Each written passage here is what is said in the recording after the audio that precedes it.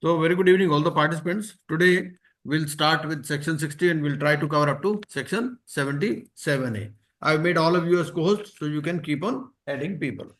So, let me just share the screen with you. And I have shared one penalty chart also. But we'll start with section 60 first.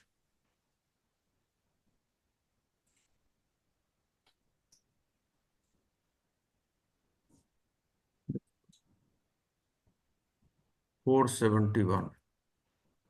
So, slide number 471 of this Bear Code PPT.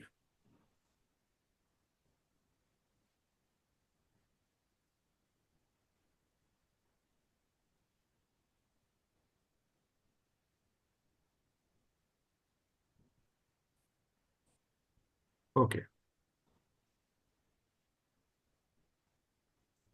So, I hope my screen is visible to you. Eh? Is it visible? Yes. Adjudicating authority for corporate persons. But before we start section 60, let me ask you a few questions. What is the adjudicating authority for corporate persons? NCLT. NCLT. Okay. And which is the adjudicating authority for individuals and partnership firms? DRT. DRT. Right. But there are certain cases where individuals or partnerships firms which have stood guarantor for a loan taken by a corporate person. So in that case, the adjudicating authority will be NCLT. NCLT. This much we know. Right. So section 60, what it says? The adjudicating authority in relation to insolvency resolution and liquidation for corporate person, including corporate debtors and personal guarantors thereof. So all are included in section 60, subsection 1. Insolvency is included, liquidation is included. Who are included? Corporate persons, including corporate debtors and personal guarantors thereof. Shall be the NCLT. Because why they have written corporate persons and corporate debtors both? Any reason for writing this corporate persons including corporate debtors? Corporate guarantee corporate person guarantee भी दे सकते हैं अगर उसमें जैसे personal guarantee दिया वैसे corporate भी guarantee दे सकते हैं तो इसलिए नहीं, another logic could be that corporate person, if we see, it says it does not include a financial service provider. Okay. So corporate person, they are not including financial service provider as per section 3, subsection 7. But Actually, corporate person is in case of voluntary liquidation, they have used the corporate person. There is no date due. And in case of corporate debtor, date is due. yes, that is also the reason. But another reason could be the corporate person, they say it does not include any financial service provider. But the term corporate debtor, it could include a financial service provider. Suppose insolvency proceedings have to be initiated against a bank. So under section 227, we have to initiate those proceedings and NCLT is the authority for those proceedings also. So what it says, adjudicating authority in relation to, so first point is clear, 60 subsection 1. XYZ Limited is a company, they have taken a loan and ABC Limited has stood guarantor. Okay. Now, if you want to start proceedings against ABC Limited, what is the adjudicating authority? XYZ Limited has taken a loan. ABC Limited is the guarantor. Now you want to initiate insolvency proceedings against the guarantor, ABC Limited. So what is the appropriate forum for that? NCLT, sir. NCLT. Right. NCLT. And suppose XYZ Limited has taken a loan and Mr. X, who is the director, he has stood as guarantor. So what is the appropriate forum in that case? If you want to initiate insolvency proceedings against Mr. X, who happens to be the director of XYZ Limited? NCLT, sir. NCLT, right. So 60 subsection 1 is clear. Because with the guarantors, they have not used the word corporate. They have used personal guarantors. Without prejudice to subsection 1 and notwithstanding anything to the contrary contained in this code, whereas now second situation. First situation is when you want to start the proceedings. Suppose some insolvency proceedings are already going on. And now, because as per section 128 of the Indian Contract Act, proceedings can be initiated against both the corporate debtor and the guarantor, against the company and the guarantor. Because they say the liability of the guarantor is coextensive with that of the borrower. Now suppose insolvency proceedings against guarantor are already taking place, or insolvency proceedings against corporate debtor are already taking place, and you want to initiate insolvency proceedings against the other party, who happens to be the corporate debtor or corporate guarantor or personal guarantor, then those will be shifted. So this, without prejudice to subsection 1 and notwithstanding anything to the contrary contained in this code, where CIRP or liquidation proceedings of a corporate debtor is pending. So in this in second situation, CIRP or liquidation is pending. Now, an application relating to insolvency resolution or liquidation or bankruptcy of a corporate guarantor or personal guarantor, as the case may be, of such corporate debtor shall be filed before such NCLT. So second is also clear. Now third, 60 subsection 3. An insolvency resolution process or liquidation or bankruptcy proceedings of a corporate guarantor or personal guarantor, because guarantors could be of two types. A company may have stood a guarantee, or an individual might have stood a guarantor for a loan taken by the company. So based on that, he will be classified as corporate guarantor or personal guarantor. As the case may be, pending in any court or tribunal shall stand transferred to the adjudicating authority dealing with the insolvency resolution process or liquidation proceedings of such corporate debtor. So that means initially you started with the insolvency resolution or liquidation or bankruptcy proceedings of a corporate guarantor or personal guarantor. And now you have started the insolvency resolution or liquidation of the CD. So the insolvency proceedings of the guarantor, they shall stand to the adjudicating authority. ठीक है, मतलब इसमें क्या होगा, उल्टा नहीं होगा. जहां पर सीडी की इंसॉल्वेंसी स्टार्ट हुई है ना, वहीं पर ये चली जाएगी. किसकी, कौन सी प्रोसीडिंग, जो पर्सनल गारंटर या corporate guarantor. The National Company Law Tribunal shall be vested with all the powers of the DRT as contemplated under Part 3 of this code for the purpose of subsection 2. So it says NCLT shall have the powers, because for an individual, the adjudicating authority is DRT. But if an individual or a partnership firm has stood a guarantor for a loan taken by a corporate person or corporate debtor, then the adjudicating authority is NCLT. Notwithstanding anything to the contrary contained in any other law for the time being in force, the National Company Law Tribunal shall have jurisdiction to entertain or dispose of.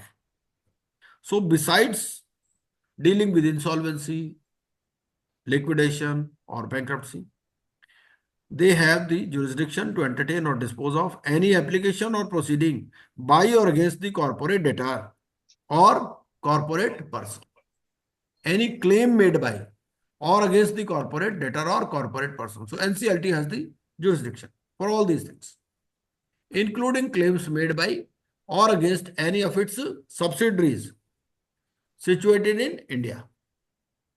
And any question of priorities or any question of law or facts arising out of or in relation to insolvency resolution or liquidation proceedings of the corporate debtor or corporate person under this code.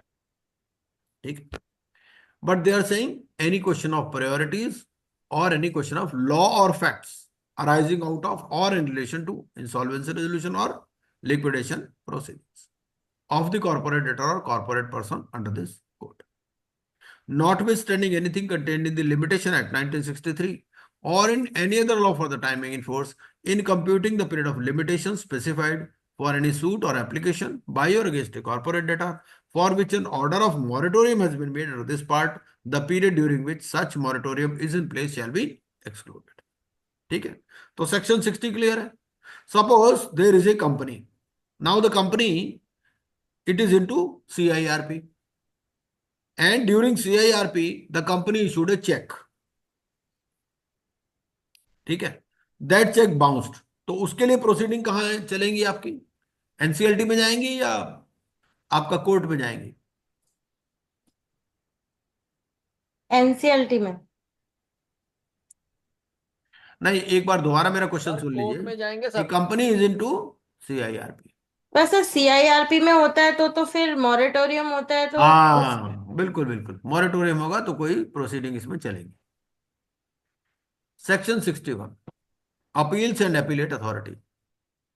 Notwithstanding anything to the contrary contained under the Companies Act, any person aggrieved by the order of the adjudicating authority. यहां पर 61 बात करता है appeals and appellate authority. Under this part may prefer an appeal to NCLAT. तो appellate authority आपकी NCLAT है. ठीक है. Every appeal under subsection 1 shall be filed within 30 days before the National Company Law Appellate Tribunal. तो 30 दिन के अंदर आपको फाइल कर. Provided that the NCLAT may allow an appeal to be filed after the expiry of the said period of 30 days if it is satisfied that there was sufficient cause for not filing the appeal, but such period shall not exceed 15 days. ठीक है, 30 दिन का appeal है और 15 days का extension भी हो सकता. And there are specified grounds also कि इन्हीं ग्राउंड्स पर आप अपील फाइल कर सकते हो.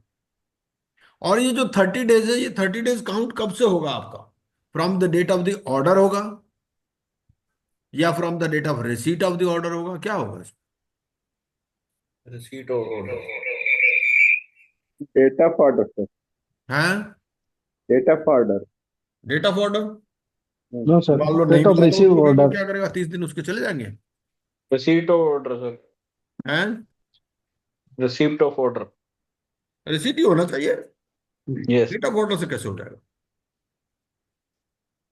नॉर्मली तो आजकल वैसे अपलोड ही हो जाता है साइट पर. मतलब डेट ऑफ अपलोडिंग हो जाएगा सर.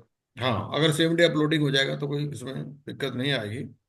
रिसीट में डिस्प्यूट हो जाता है सर. सपोज अभी 30 दिन के बाद भी मुझे नहीं मिला बोल सकते हैं ना सर. सर एक बात बोलेगा, हाँ, आईबीसी में है 30+15 और सुप्रीम कोर्ट में है 45+15 और रैपिड का. और अदर मैटर में, कंपनी एक्ट का अदर मैटर में 45+45 और सुप्रीम कोर्ट में 60+60. बिल्कुल ठीक है, बिल्कुल ठीक है. तो आप ये ग्रुप में डाल दीजिएगा बात. वर्ड यहां लिखा है 30 days. Now we see section 202. Section 202 में बोलता है 30 days of receipt of the order. Section 211 में बोलता है 30 days of receipt of the order. ठीक है, बट नॉर्मली क्या होता है, ये आपको रिसीट ऑफ द ऑर्डर से ही चलता है. But you have to prove it कि भाई आपको कब रिसीव हुआ, कि उस डेट को रिसीव नहीं हुआ जिस डेट को इश्यू हुआ. ये चलिए, खैर ये तो प्रोसीडिंग की बात है. So there are grounds of appeal. An appeal against an order approving a resolution plan under section 31 may be filed on the following grounds, namely, approved resolution plan is in contravention of the provisions of any law for the time being in force. ठीक है, तो there are specified grounds only on which an appeal can be filed by a person aggrieved by the order of the adjudicating authority. ठीक है, पहला contravention of the provisions of any law. ठीक है, approved resolution plan is in contravention of the provisions of any law for the time being in force. There has been material irregularity in exercise of the powers by the resolution professional during the CIRP period. ठीक है, material irregularity होनी चाहिए in exercise of powers by the. Third क्या है? The debts owed to the operational creditors of the corporate debtor have not been provided for in the resolution plan in the manner specified by the board. The insolvency resolution process costs have not been provided for repayment in priority to all other debts, or the resolution plan does not comply with any other criteria specified by the board. So these are the only grounds on which an appeal can be filed.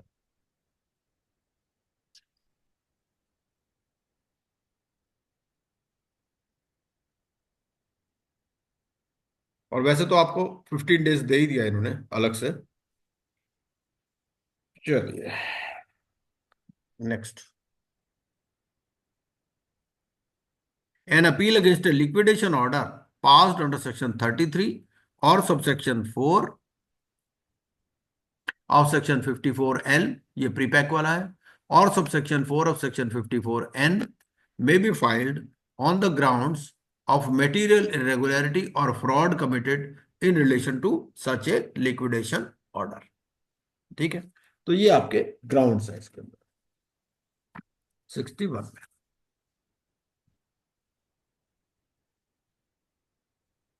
Second में ये grounds of appeal देता है. 61 subsection 2 बोलता है कि N appeal against an order approving a resolution plan. 61 2 और 3 में फर्क क्या है? 61 2 बात करता है when you are filing an appeal against an order approving a resolution plan, तो उसके अंदर दीज आर द ग्राउंड्स. ठीक है. Now 61 subsection 4 it says appeal against the liquidation order, है ना, इन केस ऑफ प्रीपैक और नॉर्मल सीआईआरपी. तो उस केस में क्या है? What are the grounds? It may be filed on ground of material irregularity or fraud committed in relation to such a liquidation order. ठीक है.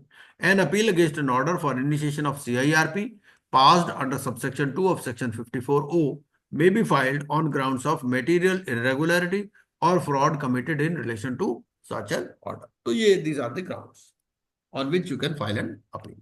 62 says appeal to the Supreme Court within 45 days and further period not exceeding 15 days.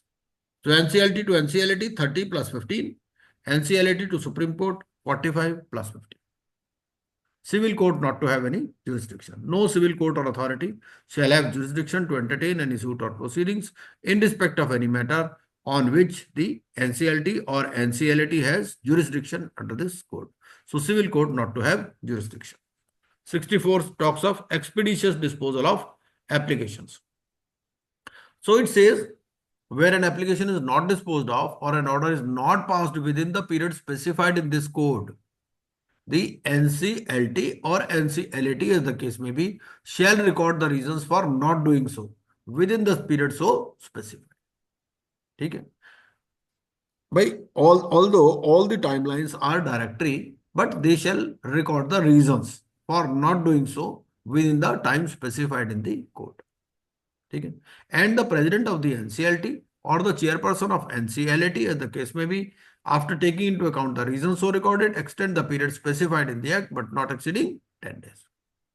No injunction shall be granted by any court, tribunal or authority in respect of any action taken or to be taken in pursuance of any power conferred on the NCLT or NCLAT. ठीक है. वो बोलता कोई भी injunction shall not be granted. 65 fraudulent or malicious initiation of proceedings. If any person initiates the insolvency resolution process or liquidation proceedings fraudulently or with malicious intent for any purpose other than for the resolution of insolvency or liquidation, as the case may be, because suppose sometimes section 10 application is filed by the corporate debtor just to avoid certain liabilities. ठीक है. So if the intention is fraudulent or intention is malicious, then the adjudicating authority may just a minute. Oh, क्या हो गया? वो गलती से दब गया. एक minute.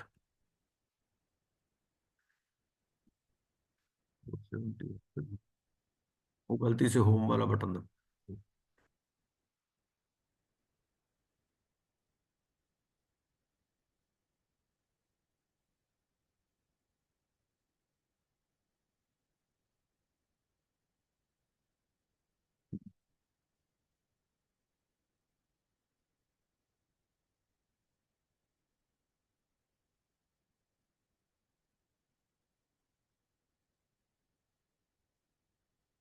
So it says it may impose upon such person a penalty which shall not be less than 1 lakh rupees but may extend to 1 crore rupees. ठीक है. So for malicious initiation. Then if any person initiates voluntary liquidation proceedings, यहां फिर voluntary liquidation की बात करता है. क्या कहता है ये? If any person initiates voluntary liquidation proceedings with the intent to defraud any person, the adjudicating authority may impose upon such person a penalty which shall not be less than 1 lakh rupees but may extend to 1 crore rupees. Pre-pack में भी वही है, 1 lakh rupees, 1 crore. 66. Fraudulent trading or wrongful trading. If during the CIRP or liquidation process, it is found that any business of the corporate debtor has been carried on with the intent to defraud creditors of the corporate debtor or for any fraudulent purpose. ठीक है, कोई fake billing का case है या कुछ है. The adjudicating authority may on the application of the RP pass an order that any persons who are 66 talks of personal liability. ठीक है. The adjudicating authority may on the application of the RP pass an order that any persons who were knowingly parties to the carrying on of the business in such manner shall be liable to make such contributions to the assets of the corporate debtor as it may deem fit. On an application made by RP during the CIRP, the adjudicating authority may by an order direct that a director or partner of the corporate debtor, as the case may be, shall be liable to make such contribution to the assets of the corporate debtor as it may deem fit. ये 66 subsection 2 talks of a twilight zone कि अभी क्या है, insolvency has not started, but अब वो business इस तरीके से चला रहे हैं कि उनको लगता है कि भाई ये कंपनी डूबेगी डूबेगी एक दिन. ठीक है. If before the insolvency commencement date such director और पार्टनर न्यू और ought to have known that there was no reasonable prospect of avoiding the commencement of CIRP in respect of such corporate debtor, and such director or partner did not exercise due diligence in minimizing the potential loss to the creditors of the corporate debtor. ठीक. तो उस केस में क्या होगा, ये director या partner shall be liable, personal liability आ जाएगी. Notwithstanding anything contained in this section, no application shall be filed by a RP under subsection 2 in respect of such default against which initiation of CIRP is suspended. Pandemic period में नहीं हो सकता ये. ठीक है. For the purpose of this section, a director or partner of the corporate debtor, as the case may be, shall be deemed to have exercised due diligence if such diligence was reasonably expected of a person carrying out the same functions as are carried out by such director or partner, as the case may be, in relation to the corporate debtor. ठीक है. अगर reasonably, whatever is reasonably expected, if he has done it, so then you cannot fasten personal liability. ठीक है. Now 67. Section 67 क्या बोलता है? Section 67 बोलता है आपका proceedings under section 66, where the adjudicating authority has passed an order under subsection 1 or subsection 2 of section 66, as the case may be, it may give such further directions as it may deem appropriate for giving effect to the order, and in particular the adjudicating authority may provide for the liability of any person under the order to be a charge on any debt or obligation due from the corporate debtor to him. ठीक है. Or on any mortgage or charge or any interest in a mortgage or charge on assets of the corporate debtor held by or vested in him, or any person on his behalf, or any person claiming an assignee from or through the person liable, or any person acting on his behalf. मतलब क्या है? मतलब ये है कि suppose a director has done some fraudulent activity due to which this CIRP has started. Some money is due from the corporate debtor. वो क्या करेगा? वो ये कह देगा ये लाइबिलिटी ये डायरेक्टर भरेगा. मतलब ये है इसका इन ए नटशेल. ठीक है. Provide for the liability of any person under the order to be charge on any debt और obligation due from the corporate debtor और दूसरा and from time to time make such further directions as may be necessary for enforcing any charge imposed under this section. Assignee क्या है?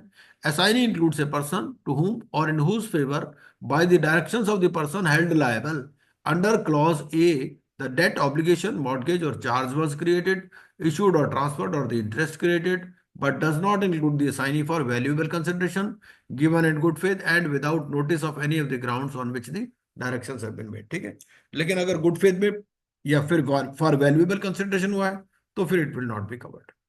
Where the adjudicating authority has passed an order under subsection 1 or subsection 2 of section 66 as the case may be in relation to a person who is a creditor of the corporate debtor, it may by an order direct that the whole or any part of any debt owed by the corporate debtor to that person and any interest thereon shall rank in the order of priority of payment under section 53 after all other debts owed by the corporate debtor। मतलब क्या?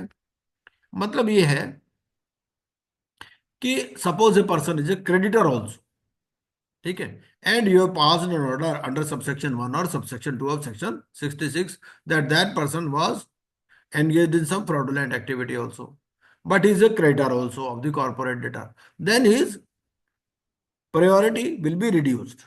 ठीक है, उसको सबसे last में line में लगा after all other debts owed by the corporate debtor, ये मतलब। 67 है fraudulent management of corporate debtor during prepack। On and after the prepackaged insolvency commencement date, where an officer of the corporate debtor manages its affairs with the intent to defraud creditors of the corporate debtor or for any fraudulent purpose, so adjudicating authority may pass an order imposing upon any such officer a penalty 1 lakh to 1 crore rupees। ठीक है, ये prepack. इसके बाद में हमारा ये penalties वाला section आ जाते हैं, ऑफेंसेस एंड पेनल्टीज। तो ऑफेंसेस एंड पेनल्टीज के लिए let us go to the charts, है ना, वो जो चार्ट मैंने दिए ना आपको वहीं से चलते हैं।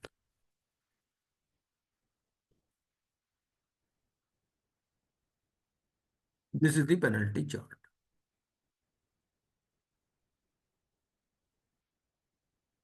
अब आप मुझे बताइए कि you have filed an application under section 7, ठीक है, आपने सेक्शन 7 में एप्लीकेशन फाइल कर दी, उसमें कुछ गलती कर दी, तो उस केस में कौन से सेक्शन में आपको पेनल्टी लगेगी?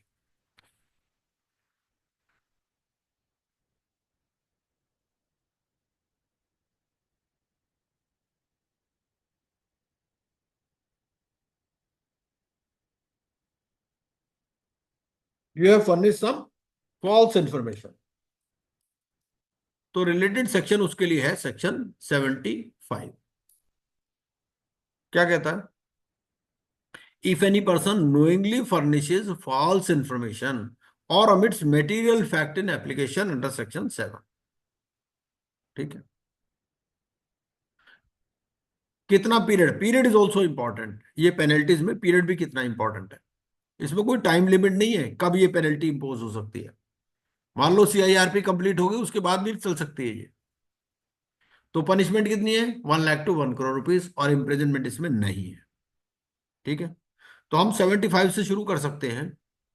75 में क्या है कि आपका सेक्शन 7 की एप्लीकेशन है, 1 lakh to 1 crore rupees penalty लगेगी, इम्प्रिजनमेंट कोई नहीं, टाइम लिमिट कोई नहीं। अब suppose you furnish some false information in an application under section 9, तो क्या होगा? ओसी के case the related section is 76, उसके लिए सेक्शन 76 है। 76 क्या बोलता है? punishment for non-disclosure of dispute. Suppose because when you file an application under section 9, you are required to give an affidavit that the CD has not given any information about the dispute. But suppose CD says that there a dispute exists and you do not disclose it in your application, then or CD points out the repayment and you avoid that and you still file the application. So in that case, OC willfully conceals the fact in application under section 9 that CD had notified him of dispute with respect to unpaid operational debt or full payment thereof, or any person willfully authorizes or permits above concealment. Then fine is 1 lakh to 1 crore rupees and imprisonment is also there. 1 to 5। ठीक है। Financial creditor के case में क्या था? Financial creditor के case में imprisonment नहीं है। यहां पर क्या है? यहां इम्प्रिजनमेंट भी है।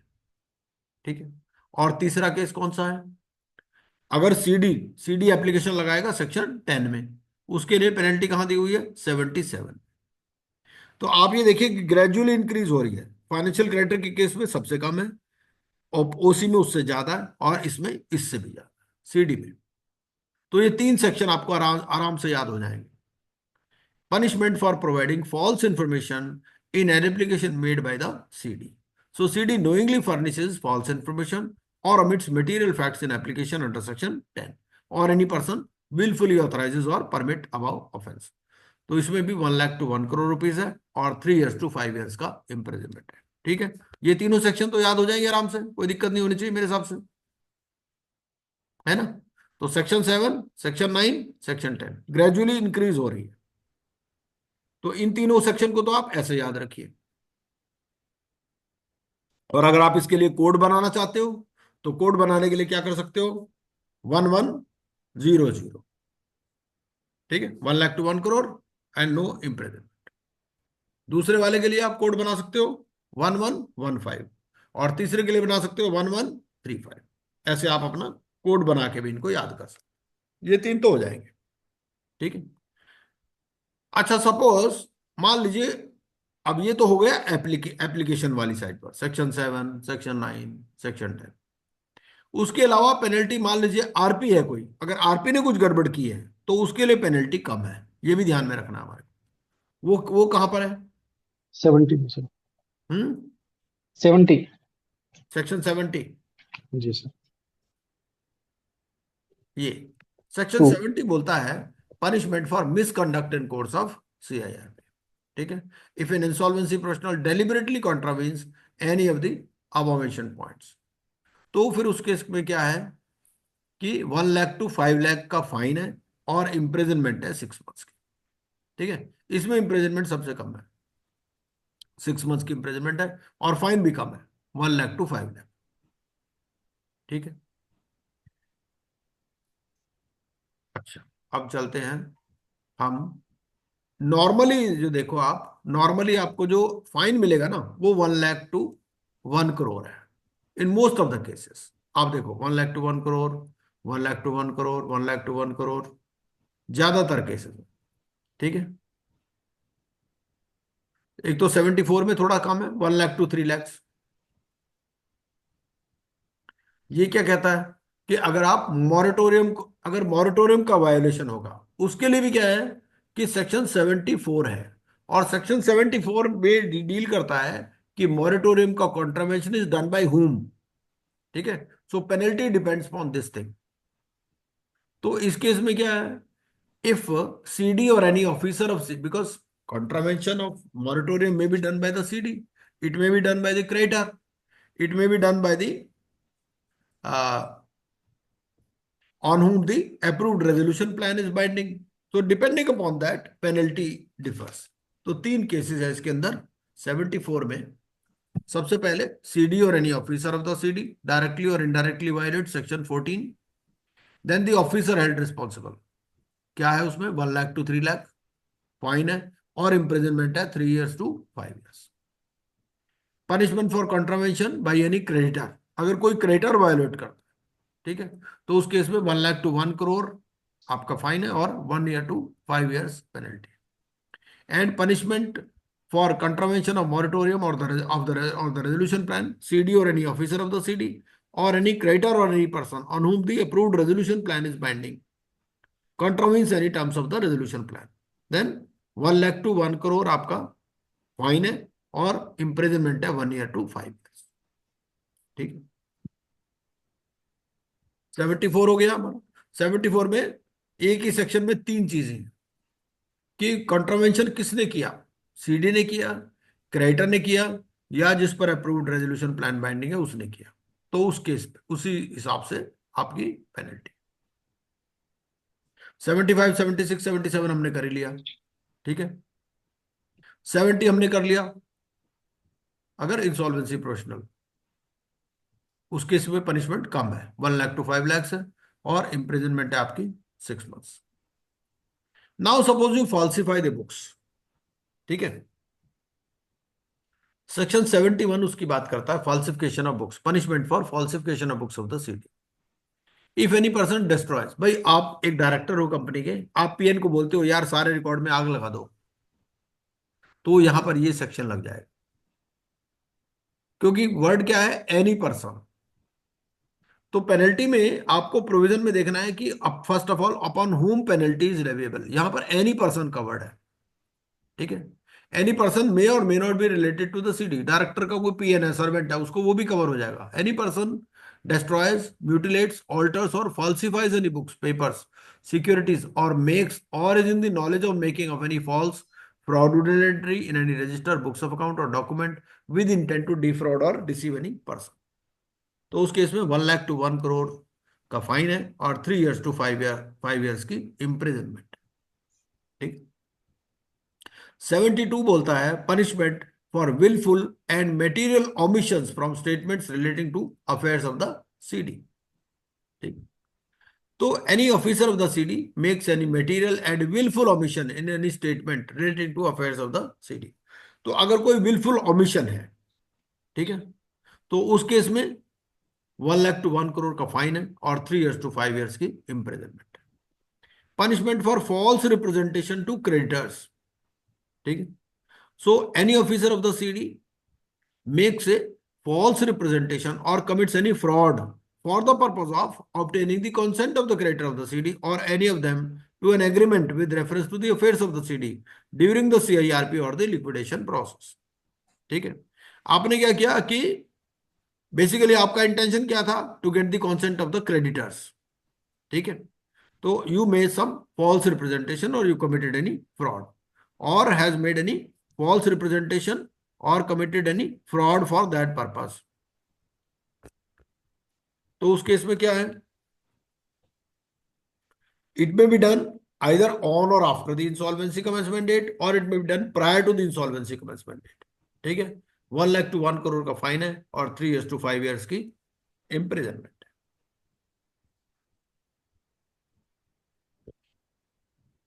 ये हमारा हो ही गया।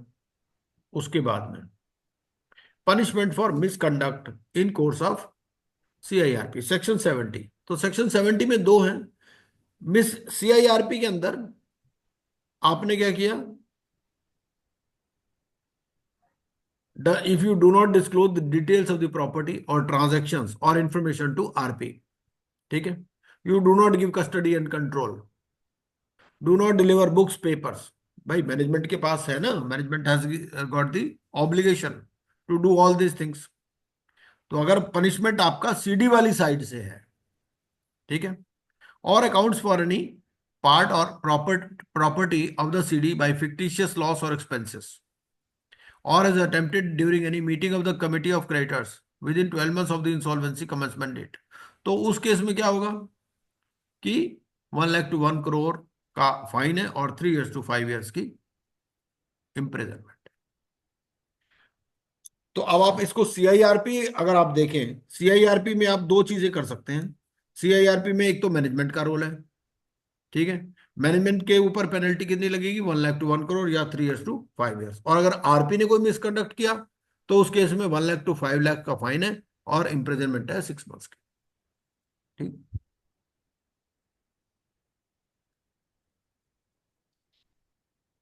सेवेंटी थ्री क्या बोलता है, 73 बोलता है punishment for false representation to creditors, कि आपने जो रिप्रेजेंटेशन किया किसको किया, क्रेडिटर्स को, और पर्पस क्या था, to obtain their consent.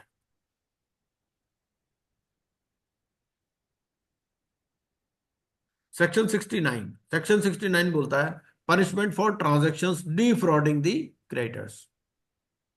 Any officer of the CD if he has made or caused any gift, transferred or charge on or caused for execution of decree, order against property of the CD, concealed or removed any part or property of the CD within 2 months before the date of unsatisfied judgment, decree, order for payment of money, ठीक है।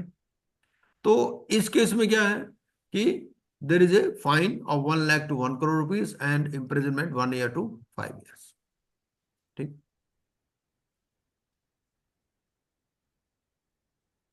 लेकिन if it is run beyond 5 years of the insolvency commencement date, तो अब ये 5 साल के अंदर होना चाहिए, तो है ये, ठीक है। और 68 बोलता है punishment for concealment of property. So any officer of the CD, if he has concealed any debt due to or from the CD, or willfully concealed or fraudulently removed any part or property of the CD of value exceeding 10,000 rupees, ठीक है। तो या willfully concealed, destroyed, mutilated, falsified or made any book, paper of the property affairs of the CD, willfully concealed knowledge of others doing above two things, willfully created any security interest or transferred or disposed of any property obtained on credit and not paid for, taken in pawn or pledge, तो उस केस में क्या है आपका 1 lakh to 1 crore rupees का fine है और 3 years to 5 years की इम्प्रिजनमेंट है।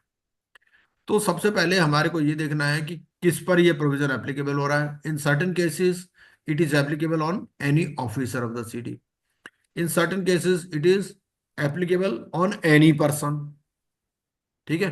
कहीं पर ये इंसॉल्वेंसी प्रोफेशनल पर है, तो ये देखना है सबसे पहले तो कि है किस पर, प्रोविजन किस पर एप्लीकेबल हो रहा है and what is the offence, और फिर उस हिसाब से फाइन है या इम्प्रिजनमेंट है।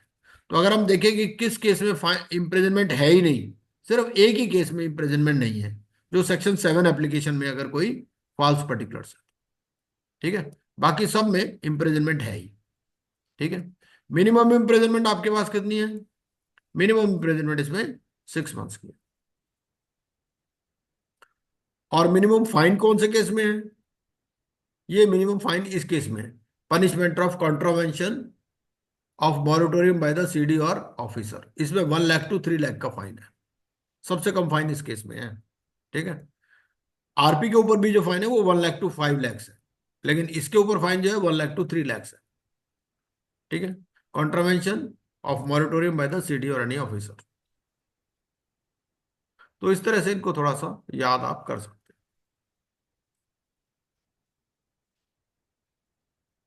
अब देखते हैं, एक तो हम सेक्शन 68 देखते हैं और एक 71 देखते हैं, ठीक है। 68 में क्या बोलता है? 68 में बोलता है punishment for concealment of any property, ठीक है। If you wilfully conceal, destroy, mutilate, falsified. अब नाउ इफ यू सी 71 भी मिलता जुलता है, ठीक है। 71 में क्या बोलता है? 71 में बोलता है डिस्ट्रॉयज, म्यूटिलेट्स, लेकिन फर्क क्या है?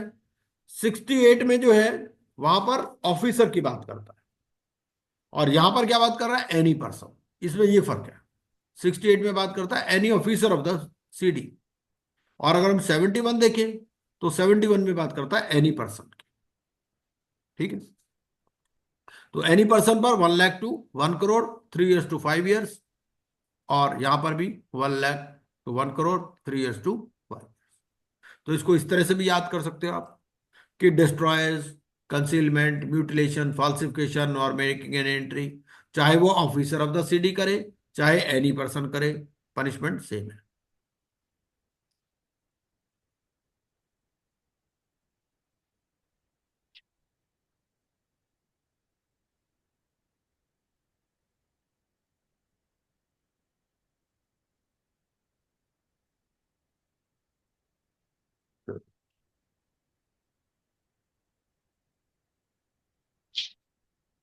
सेवेंटी टू में क्या बोलते, कुछ कुछ केसेस में पीरियड स्पेसिफाइड है, कहीं पर पीरियड स्पेसिफाइड नहीं है, ठीक है।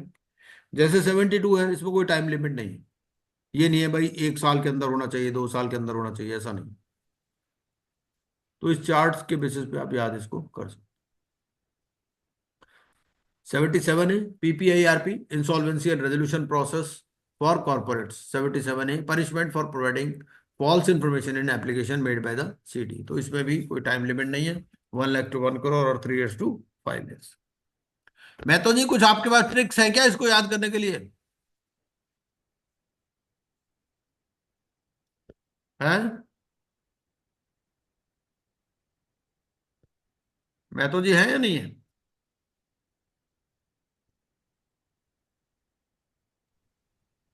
Yes, sir. हाँ, कोई ट्रिक्स वगैरह है आपके पास याद करने के लिए पेनल्टीज तो को? लास्ट दिन बोला ना सर, 11 1 1 1 lakh to 1 crore। हाँ। और वही 75 76 78, वो तो एक ही है, वो सब एप्लीकेशन के लिए है हाँ। तीनों। हाँ। और 74 तीनों है मोराटोरियम के लिए। हाँ। और ये आरपी के लिए तो 6 मंथ है। ये तो हम्म। ये 4 5 याद करने पर तो पूरा ही हो जाएगा ना। नहीं, ये तो मैंने बता ही दिया, उसके अलावा कुछ और पॉइंट हो आपके पास, ये मैं कह रहा हूँ। नहीं, ये ठीक ही है सर। ये ये तो मोटा मोटा तो मैंने बता ही इजी है। दिया सारा। हाँ, ये तो इजी है। बस थोड़ा सा इतना तो ध्यान रखना ही पड़ेगा, है ना? चलिए,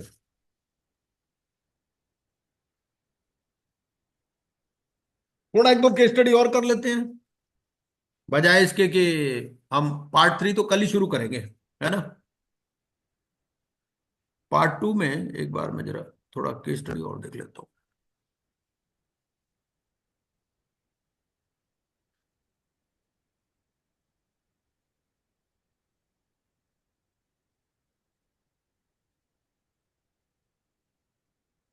हम्म,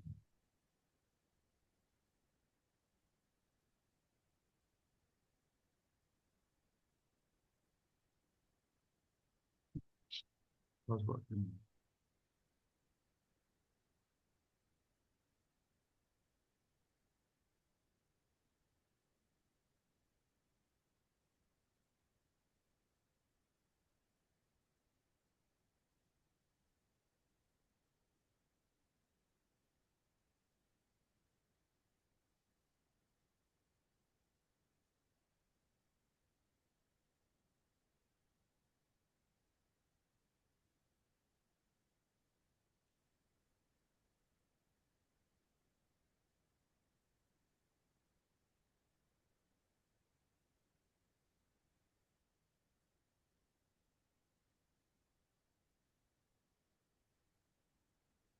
ये मैं जरा शेयर करता हूँ, जस्ट अ मिनट।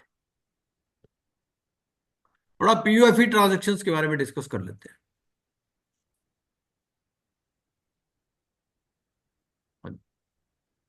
तो सबसे पहले तो आप बताइए, आप बताएंगे मेरे को कि प्रेफरेंशियल ट्रांजैक्शंस होती क्या है? When a transaction can be deemed as preferential transaction. ये मेरी स्क्रीन नजर आ रही होगी आपको?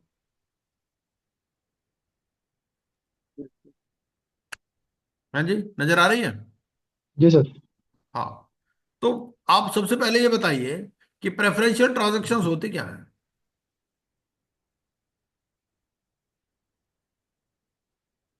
सबसे पहले तो आपको क्या करना है, हाउ यू विल आइडेंटिफाई कि भाई एक ट्रांजैक्शन जो है प्रेफरेंशियल ट्रांजैक्शन। सबसे पहले तो आपको आइडेंटिफाई करनी पड़ेगी ट्रांसफर ऑफ प्रॉपर्टी या इंटरेस्ट ऑफ सीडी।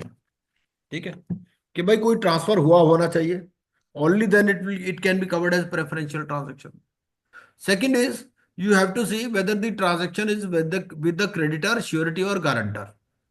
और 43 में क्या लिखता है? 43 B C,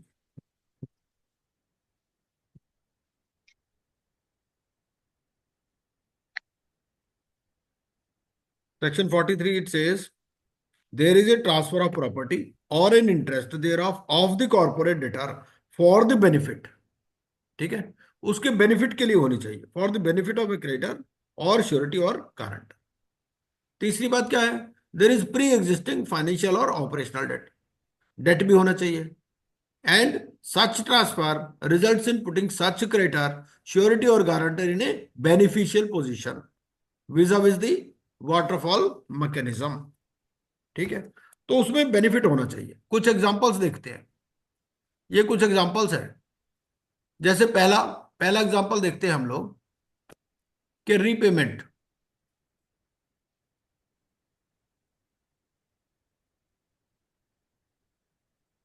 Repayment to unsecured loan to promoters during the look back period while the debt of secured creditors is outstanding।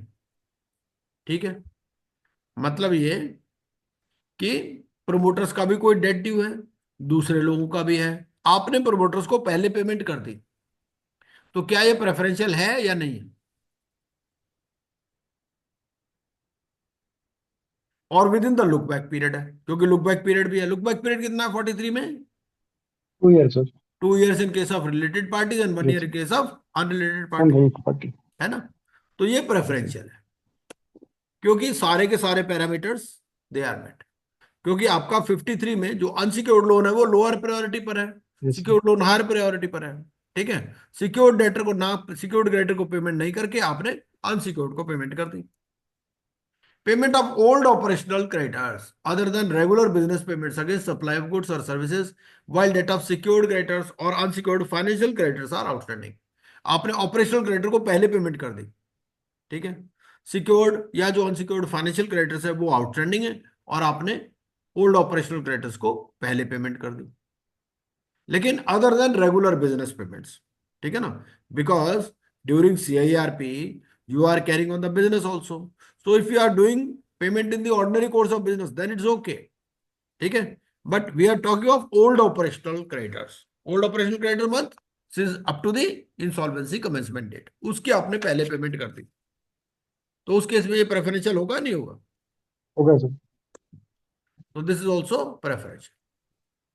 Payment to an unsecured financial creditor while the debt of secured creditor is still outstanding. आपने unsecured को पहले payment कर दी, secured creditor का outstanding है, so this is also preferential. Payment to workmen and employees in the regular course of business. आपका going concern चल रहा है, you have made the payment to workmen and employees in the regular course of business. तो ये preferential है या नहीं है? नहीं है, sir. This is not preferential. ठीक है, ये क्योंकि ये एक्सेप्शन में कवर्ड है। 43 में एक्सेप्शन लिखा ना, क्या लिखता है एक्सेप्शन में? एक्सेप्शन में लिखा है if the transfer is made in the ordinary course of the business और financial affairs of the corporate debtor और द ट्रांसफरिंग। ठीक है, ट्रांसफर का ये मतलब नहीं है कि कोई इमूवेबल प्रॉपर्टी, ट्रांसफर मतलब कैश भी दे, पेमेंट भी ट्रांसफर में ही आती है, क्योंकि आपको ट्रांसफर ऑफ प्रॉपर्टी की बात करता है, वो सेक्शन 3 सबसेक्शन 27 से गवर्न होती है। 3 सबसेक्शन 27 में प्रॉपर्टी की डेफिनेशन दे रखी है कि प्रॉपर्टी है क्या। Payment of any tax against the order of any authority और पेमेंट ऑफ रेगुलर टैक्सेस। आपके पास ऑर्डर आया किसी अथॉरिटी का और आपने पेमेंट की है, या पेमेंट ऑफ रेगुलर टैक्स है, this is also not preference. ठीक है, ये आपकी एक्सेप्शंस में आती है।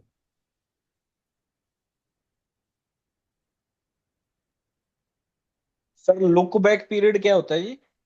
लुक बैक पीरियड होता है कि अगर आप 43 देखें तो 43 में क्या बोलता है? 43 में बोलता है 43 subsection 4, a preference shall be deemed to be given at a relevant time if it is given to a related party other than by reason only of being an employ during the period of 2 years preceding the insolvency commencement date. 2 साल का period. भाई ऐसा है, company तो 50 साल से चल रही है, अब 50 साल तक तो जा नहीं सकते आप पीछे, इसीलिए उन्होंने कहा दिया भाई 2 साल, और अगर अनरिलेटेड है तो 1 साल, अगर फ्रॉड है तो फिर कोई लिमिट नहीं। Okay. Payment of old taxes due where there exists a risk of prosecution without any order from a court और अथॉरिटी। आपने ओल्ड टैक्सेस की पेमेंट कर दी तो ये प्रेफरेंशियल मानी जाएगी, अगर आपके पास कोई ऑर्डर नहीं है कोर्ट या अथॉरिटी का। Payment to a secured creditor in priority while the date of other secured creditors is outstanding. मतलब दोनों ही सिक्योर्ड है, आपने एक की पेमेंट कर दी, दूसरे का आउटस्टैंडिंग है, तो भी ये प्रेफरेंशियल मानी जाएगी, क्योंकि अगर दोनों सेम लाइन में फॉल करते हैं तो पेरी पैसू करनी है आपको payment. Payment of secured debt against which the property of the directors is mortgaged would be considered as preferential transaction.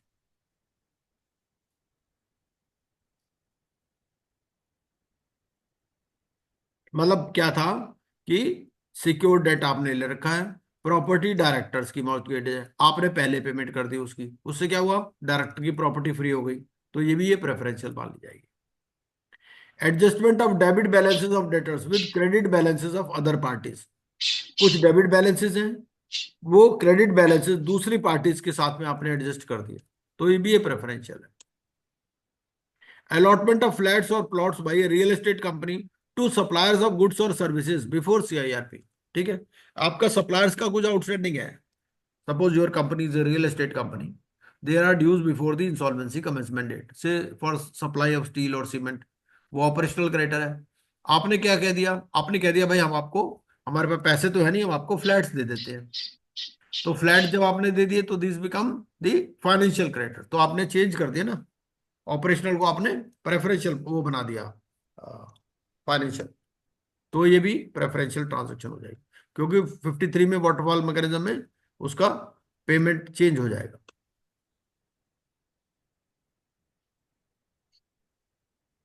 और होता क्या है, इसको वो रिवर्स कर देते हैं, इसका इफेक्ट जो भी ट्रांसफर हो जाती है उसको कह देते हैं भाई it should be vested in the corporate debtor, undervalued transactions.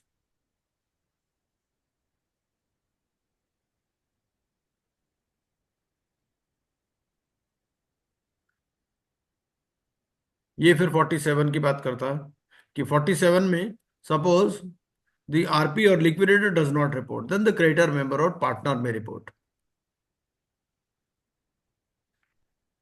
Sale of luxury cars owned by the corporate debtor to related parties or unrelated parties at a value which is much less than the market value of the car। ठीक है भाई, CD के पास कुछ cars हैं, ठीक है, आपने क्या किया, उसको रिलेटेड या अनरिलेटेड पार्टीज को बेच दिया eight a value which is much less than the market value, तो उस केस में ये अंडर वैल्यूड में आ जाएगा। ठीक है,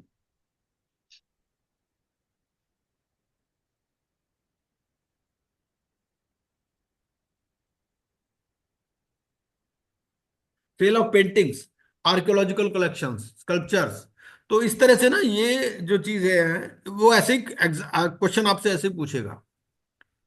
sale of paintings, archaeological collections, sculptures और any other valuable property of the corporate debtor to another related party और unrelated party at a value which is much less than the market, basically market value से करना है। And how you will assess the market value, it will be assessed by an independent expert which will be appointed by the adjudicating authority. ठीक है, तो all these are undervalued transactions।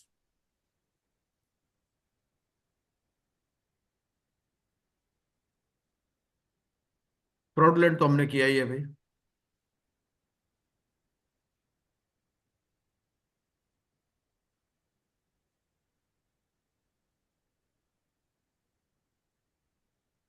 ये इसमें क्या होगा, जैसे use of forge documents and records, आप क्या है डॉक्यूमेंट्स फोर्ज कर देते हो, ठीक है, आपने प्रॉपर्टी के पेपर ही नकली बना लिए, या बोगस एक्सचेंज बिल्स या sale bill for discounting, export and import bills for discounting, तो all these are examples of fraudulent transactions, तो 66 में आ जाएंगे। Falsification of books by recording fake transactions of sale and purchase for obtaining increased credit facilities from banks or financial institutions, तो ये सारे जो है ये बेसिकली आपके fraudulent transactions में आ जाएंगे। आप एक बात, बहुत खास बात ध्यान में रखिए कि जैसे ये प्रेफरेंशियल ट्रांजेक्शन है, प्रेफरेंशियल ट्रांजेक्शन में भी क्या इंटेंट इंपॉर्टेंट है या इंटेंट इंपॉर्टेंट नहीं है? भाई देखिए 43 में, 43 क्या है, 43 में you have change the priority of payment but there was no bad intention, आपकी कोई बैड इंटेंशन नहीं थी, आपने कर दिया, तो वो 43 में इंटेंशन इज नॉट इंपॉर्टेंट। ये नहीं है कि आप करना चाहते थे, फ्रॉडुलेंट में वो फ्रॉडुलेंट में विद इंटेंशन इज बैड, ये फर्क है। अंडर वैल्यूड में भी intention is not important, it is a fact कि आपने ये कर दिया।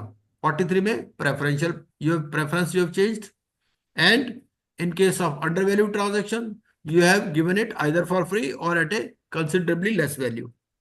ठीक है, लेकिन इंटेंशन इंपॉर्टेंट नहीं, यहां इंटेंशन इंपॉर्टेंट है, फ्रॉडुलेंट ट्रांजेक्शन, ये फर्क है। तो these are all the examples of undervalued transaction। ये एक्सटॉर्शनेट है। एक्सटॉर्शनेट में एक और खास बात है कि यहां पर चाहे रिलेटेड पार्टी के साथ हो चाहे अनरिलेटेड पार्टी के साथ हो, 2 इयर्स का पीरियड है, यहां पर 1 ईयर और वो नहीं है। और फ्रॉडुलेंट में आपने देखा, फ्रॉडुलेंट में कोई पीरियड नहीं दे रखा, जो 66 है वहां पर कोई पीरियड वाली बात नहीं है। 66 में, 66 अगर हम देखें तो वहां पर कोई फ्रॉड की वो पीरियड की बात नहीं करता। और एक्सटॉर्शनेट में 2 इयर्स का है पीरियड, इसमें 1 ईयर और 2 ईयर नहीं है। लेकिन provision of this section is not applicable to debt extended by any person providing financial services. जो क्रेडिट कार्ड कंपनीज वगैरह हैं, in that cases this will not apply. Taking unsecured loan from related parties or other than related parties at exorbitant interest rate and unfavorable terms। तो ये एक्सटॉर्शनेट में आएगा या नहीं आएगा? कई बार आएगा क्या करते हो आप, भाई आपको पैसे निकालने हैं कंपनी से, तो आप पैसे निकालने के लिए क्या करते हो, आप बहुत ज्यादा हाई रेट ऑफ इंटरेस्ट पर पैसे, एक ट्रांजैक्शन कर लेते हो उससे, लोन एग्रीमेंट कर लिया, है ना? तो whether it will be covered under exorbitant transactions और नॉट, एक्सटॉर्शनेट ट्रांजैक्शन और नॉट, द आंसर इज यस। ठीक है, तो ये यस स्पेसिफिकली कवर्ड है। बोरोइंग फ्रॉम एम्प्लॉइज, डायरेक्टर्स और associate concerns at high interest rate, तो ये भी कवर्ड आ जाएगा। Availing loan from NBFC at 30% पर एनम इंटरेस्ट, ये होगा या नहीं होगा? नहीं होगा सर। ये नहीं होगा बिल्कुल, क्योंकि ये financial service provider. Availing credit card loan against corporate cards,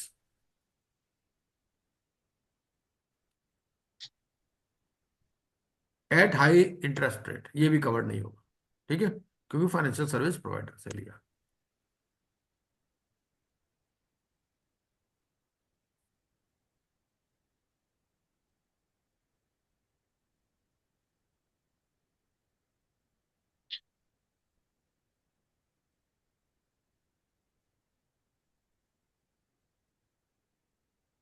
एक आपका सेक्शन है 45, एक है 49।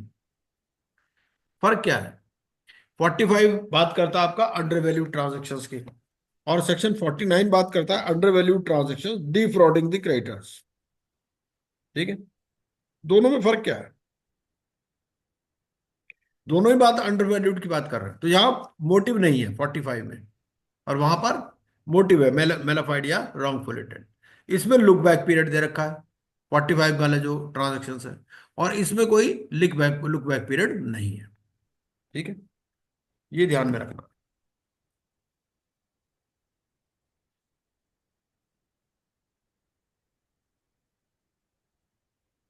और फ्रॉडुलेंट ट्रेडिंग और रॉन्गफुल ट्रेडिंग में क्या फर्क है? इसमें डिसऑनेस्ट इंटेंशन है, उसमें रेकलेस या नेग्लिजेंट ट्रेडिंग है।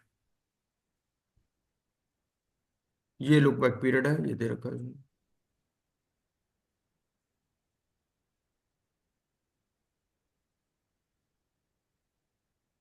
ये कोई खास बात नहीं है।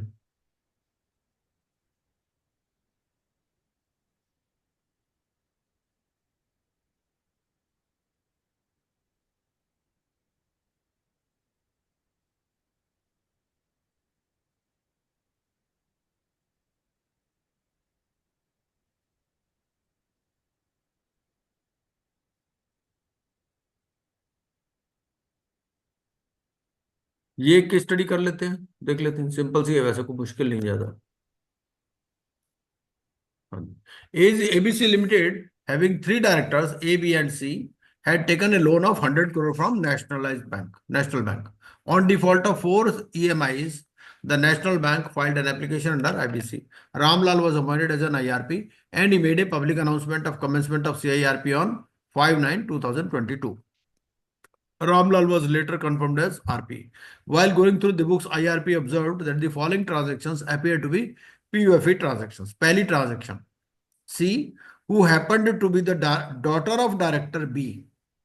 ठीक है, ये डॉटर है डायरेक्टर बी की, there are three directors in the company, had taken a residential loan. ठीक है, and ABC limited had given a guarantee. ये इसने सी कौन है? डायरेक्टर बी की डॉटर है, इसने लोन लिया और कंपनी ने गारंटी दे दी, एबीसी लिमिटेड ने। ठीक है, sum of the instalments were paid directly to the bank through company's account by debiting B's loan account. ठीक है, अब बी के लोन अकाउंट को डेबिट करके, बी तो डायरेक्टर है, तो कंपनी ने कुछ पेमेंट कर दी, तो ये पीओएफई ट्रांजैक्शन है या नहीं है?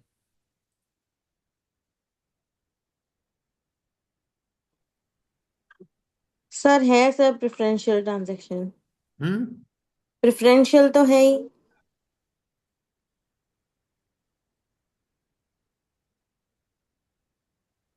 तो एंटीसीडेंट डेट क्या है इसके अंदर?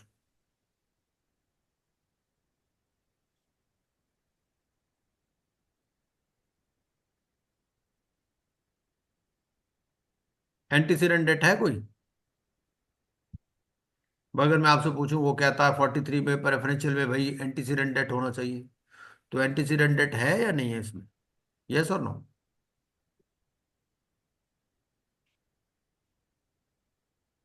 सर है ना। हाँ, क्या है? क्या है एंटीसीडेंट डेट? एक मिनट सर सर। कोई कोई डेट नहीं है, ये तो फ्रॉडुलेंट ट्रांजैक्शन है। नहीं, फ्रॉड फ्रॉड नहीं था उनका मतलब फ्रॉड नहीं था। Intention was not bad. Intention तो प्रेफरेंशियल तो है ही ना, क्योंकि वो उसकी डॉटर थी इसके लिए। नहीं, डॉटर होने से सर थोड़ी प्रेफरेंशियल हो जाएगा। वो तो लुक बैक सर पीरियड के लिए देखना है हमारे को भाई, पर रिलेटेड। रेसिडेंशियल लोन है ना। हाँ, सर और कम उसके अलावा कंपनी के अकाउंट से गए हैं पैसे। देखो ऐसे है, अगर इस एंटीसीडेंट डेट का आंसर होगा the guarantee given. Hmm. Guarantee given is the antecedent date. Yes. भाई गारंटी आपने दे रखी है ना, तो लाइबिलिटी तो आप पर भी आ सकती है ना। हम्म। तो आंसर इसका ये है, but definitely it is a preferential transaction. और लुक बैक पीरियड कितना रहेगा? 2 साल रहेगा, है ना जी। सेकंड ट्रांजेक्शन देखते हैं। Besides this, ABC limited had taken unsecured loan of 25 lakh from ABC consultants LLP. एक एबीसी कंसल्टेंट्स एलएलपी है, यहां से इन्होंने। अच्छा, एक बात और बता दीजिए, प्रेफरेंशियल ट्रांजेक्शन में कोई मिनिमम अमाउंट भी है क्या, या कोई मिनिमम अमाउंट नहीं है? भाई कोई मिनिमम अमाउंट भी है या नहीं है कुछ? 10,000. हाँ जी। 10,000. कितना? 10,000। 10,000 कहाँ? ऐसा कोई मिनिमम अमाउंट नहीं है। सर मटेरियल मटेरियल अमाउंट होना चाहिए। कोई मटेरियल भी नहीं लिखा। वो तो तो कहता है किस। ट्रांसफर ऑफ प्रॉपर्टी, और प्रॉपर्टी की डेफिनेशन आपको सेक्शन 3 सब सेक्शन 27 में दे रखी है। तो अगर आपने 10 रुपए भी दे दिए तो वो हो जाएगा उसको। ओके। अब वो बात ये है कि आरपी आरपी उसको, आरपी फर्स्ट ऑफ ऑल ही हैज टू सी ना कि भाई प्रेफरेंशियल ट्रांजैक्शन है या नहीं। Hmm. RP has to find it. RP के ऊपर है ना कि 43 में लायबिलिटी किसके ऊपर डाली, वेयर द लिक्विडेटर और the RP as the case में B is of the opinion that the corporate debtor has at a relevant time given a preference, he shall apply। ठीक है जी, चलिए। अब इसमें क्या है कि एबीसी लिमिटेड ने अनसिक्योर्ड लोन लिया है किससे? एबीसी कंसल्टेंट्स एलएलपी से। ठीक है, in which A's father was a designated partner. अब इसमें ए का फादर जो है वो डेजिग्नेटेड पार्टनर, ए डायरेक्टर है कंपनी में, और इन्होंने कंपनी से लोन ले रखा है। During past 2 years, EMIs of rupees 5 lakhs had been paid to ABC Consultants LLP। और आपने ईएमआई की पेमेंट की है एबीसी कंसल्टेंट्स एलएलपी। तो ये आपकी प्रेफरेंशियल प्रेफरेंशियल ट्रांजैक्शन होगी सर, है। कैसे, क्यों? बिकॉज ये अनसिक्योर्ड है, सिक्योर्ड को पहले पेमेंट होगा सर। उन बिल्कुल लोन ले सही, रखा है ना 100 करोड़ का सर। बिल्कुल सही है, वेरी गुड, जी। बिल्कुल सही। चलिए, ABC Limited had also ventured into real estate business. XYZ Estates had supplied raw material towards construction of a residential tower। ठीक है, एबीसी लिमिटेड रियल एस्टेट में भी है, तो XYZ एस्टेट्स है, कोई सप्लायर है, उसने रॉ मटेरियल सप्लाई किया। There was an arbitration clause in the agreement between ABC limited and XYZ estates. By virtue of the arbitration clause, ABC Limited agreed to offer a residential unit to the partner X of XYZ Estates। तो उन्होंने क्या किया कि उसका जो एक partner था उसको एक रेजिडेंशियल यूनिट ऑफर कर दिया। तो ये प्रेफरेंशियल ट्रांजैक्शन है या नहीं है?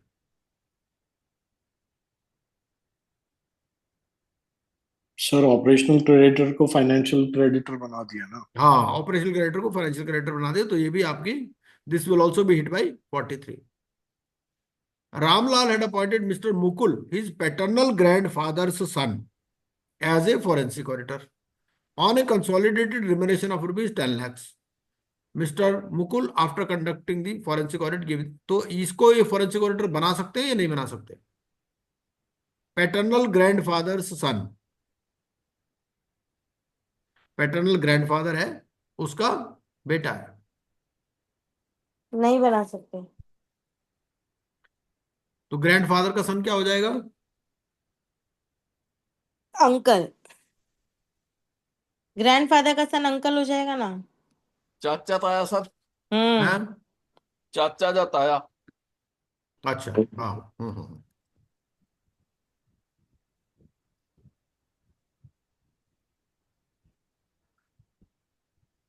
एबीसी लिमिटेड है done some jugglery in the books of its real estate division. ये फॉरेंसिक ऑडिटर की ऑब्जर्वेशन है। Transaction, suppliers worth ₹2 crore were found non existent. कई बार क्या होता है, सप्लायर है ही नहीं वो एक्चुअली, है ना, बुक्स में एंट्री कर रखी है। These bills pertain to E, a suspected trader engaged in fake billing. However, payments have been made by crediting the account of Z, who was a genuine trader, as per the instructions of E. ठीक है, मतलब ये कि 2 करोड़ रुपए की fictitious billing है, और ये बिल किसके हैं? ई के हैं। लेकिन ई ने क्या कहा कि भाई जेड के अकाउंट में क्रेडिट कर दो, जेड जेन्युइन ट्रेडर है, Z had actually supplied goods to E. So payments worth ₹1 crore were done during June 2022 and payments worth ₹1 crore were done in October 22। तो इस ट्रांजेक्शन को कैसे करोगे आप? आपकी सीआईआरपी कब शुरू हो रही है? सीआईआरपी तो हो रही है आपकी सितंबर, 5 सितंबर सितंबर। में। ठीक है,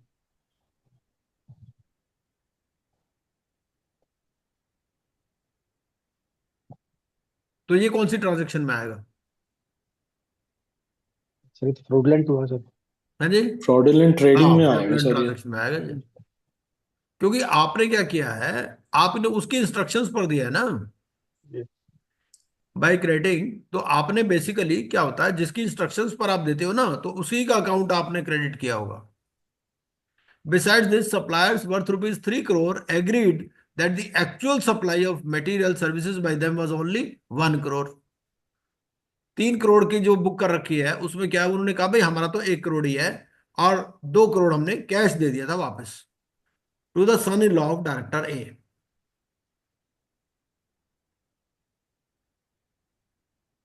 तो इस केस में क्या लायबिलिटी आएगी, कौन सा सेक्शन कवर हो जाएगा इसमें? 66।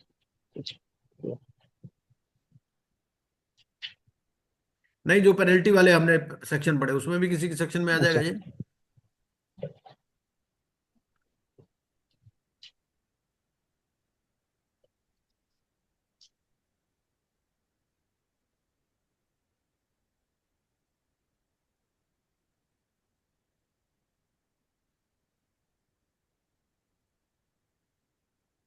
तो 69 में आएगा वैसे तो। तो ये सारा इसको आप एक बार देख लीजिएगा।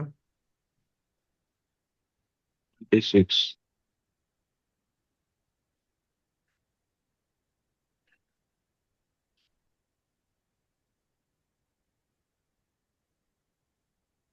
अब ये वाला एक एंट्री ये देखिए, इसके स्टडी में डीबीसी लिमिटेड कंपनी है, Ramlal is the IRP.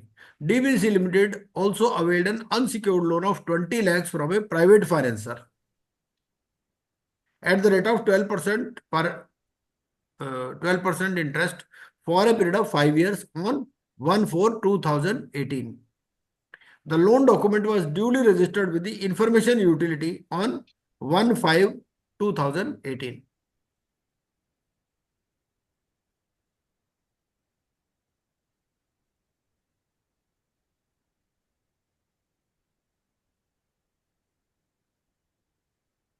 Ramlal was appointed as an IRP in the case of DBC Limited. Public announcement made on 1st September. Subsequently, Ramlal was appointed as RP. DBC Limited was incorporated in the year 2003.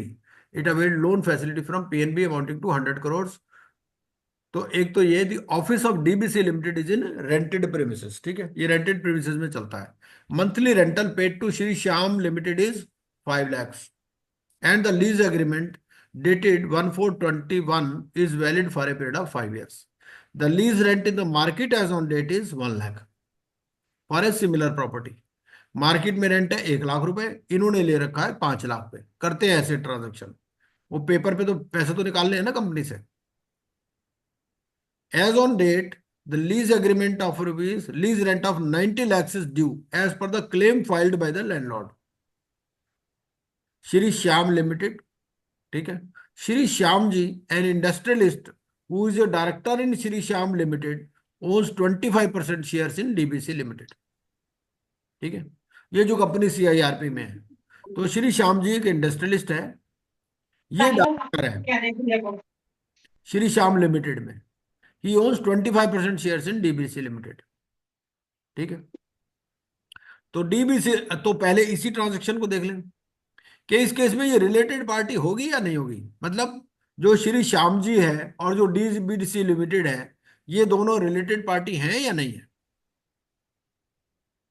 है sir related party, कैसे? तो उसमें 20% share उसके पास है। हाँ, 25% share है तो हो जाएगा, है ना, जी सर। एसोसिएट हो जाएगी। जी sir. DBC Limited had issued 8% unsecured redeemable convertible debentures in the year 2018, which were redeemable as on 1/4/22. The debentures were subscribed by the family members of the directors of DBC Limited. Since the company did not have sufficient funds, the liability was converted into a secured loan carrying 8% interest. ठीक है, अब आपके पास क्या थे? अब ये transaction क्या preferential है या नहीं? सर प्रेफरेंशियल है सर। प्रेफरेंशियल है। क्यों? वो पहले वो अनसिक्योर थे, इनको सिक्योर कर दिया सर इन्होंने। वेरी गुड, हाँ बिल्कुल। अब क्या कर दिया? हालांकि 8% इंटरेस्ट है, जी, इंटरेस्ट सेम है, लेकिन वो अनसिक्योर्ड थे, अब आपने कन्वर्ट कर दिया। और इन लोगों को बेनिफिट भी ज्यादा दिया है उस केस में। बेनिफिट कैसे ज्यादा दिया? वही सिक्योर्ड से अनसिक्योर्ड में they are getting better terms. DBC Limited had its plant situated in Raipur. The villagers had filed a case for enhanced compensation before Raipur court.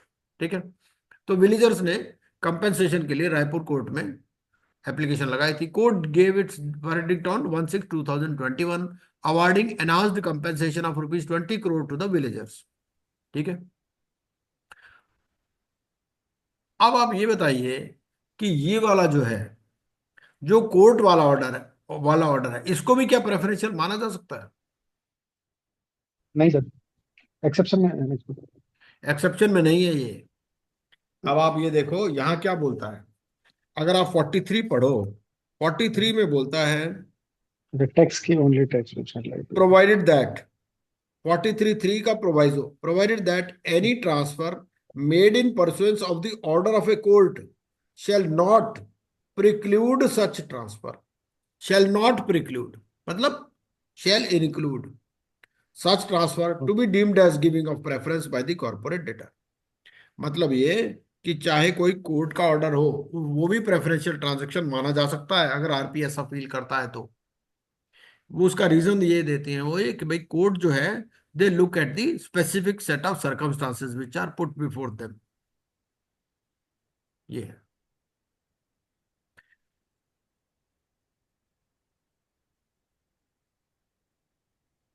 अच्छा, उसके बाद में DBC Limited purchased software from XYZ LLP for ₹14 crores in March 2021. The same type of software was supplied by XYZ LLP to another party for 8 crores. दूसरी party को 8 crores में दे रहा है, इनको दे रहा है 14 crores में। तो ये किस टाइप की ट्रांजैक्शन है? Under valued sir. Under valued कैसे? अच्छा, अंडर वैल्यूड तो उल्टा होती है। अंडर वैल्यूड में तो ये होती है भाई, आप Preferential है फ्री सर में ये। दे दिया कंपनी ने, Extortionate अगर DBC लिमिटेड ने कोई चीज फ्री में दे दी होती या कम अमाउंट पे दे दी होती तो वो अंडर वैल्यूड होती। इसमें DBC लिमिटेड ने तो ज्यादा पेमेंट कर दी। Yes sir.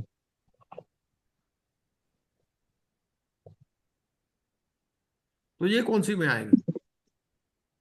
extortionate में आएगा। एक्सटॉर्शनेट में आएगा, बिल्कुल सही है। ये एक्सटॉर्शनेट ट्रांजैक्शन। सर ये एक्सटॉर्डिनेट कैसे होगा? ये डेट तो है नहीं, ना नहीं, डेट इंटरेस्ट की का बात ही उसमें नहीं है। है। एक्सटॉर्शनेट का आप मीनिंग देखिए, एक्सटॉर्शनेट का मीनिंग क्या है? सर एक्सटॉर्शनेट वैसे में तो कहता नॉर्मल है टर्म में ओवर वैल्यूड होगी, पर जो अब उसमें एक्सटोर्शनेट है तो एक्सटोर्शनेट ले लें। where the corporate debtor has been a party to an extortionate credit transaction involving the receipt of financial or operational debt during the period within 2 years preceding the insolvency commencement date।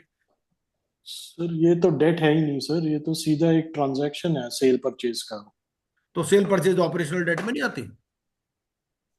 अगर भाई operational creditor बन गया कि नहीं बन गया ये बंदा? अगर इसने सप्लाई कर दिया software, X Y Z LLP अगर सॉफ्टवेयर सप्लाई कर रही है, तो ये ऑपरेशनल क्रेडिटर हो गया नहीं हो गया? ठीक है सर। भाई ऑपरेशनल डेट क्या होता है? ऑपरेशनल डेट में कोई डेट थोड़ी लिया, ऑपरेशनल डेट तो मतलब वही है, सप्लाई ऑफ गुड्स सर्विसेज ही तो है, और क्या है? ठीक है।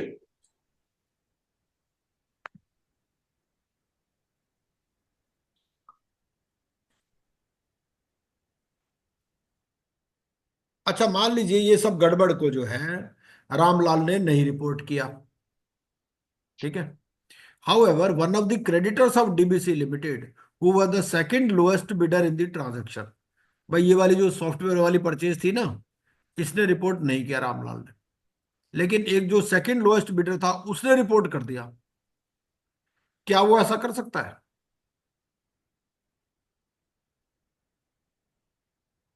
भाई ट्रांजैक्शन तो आपने समझ ली।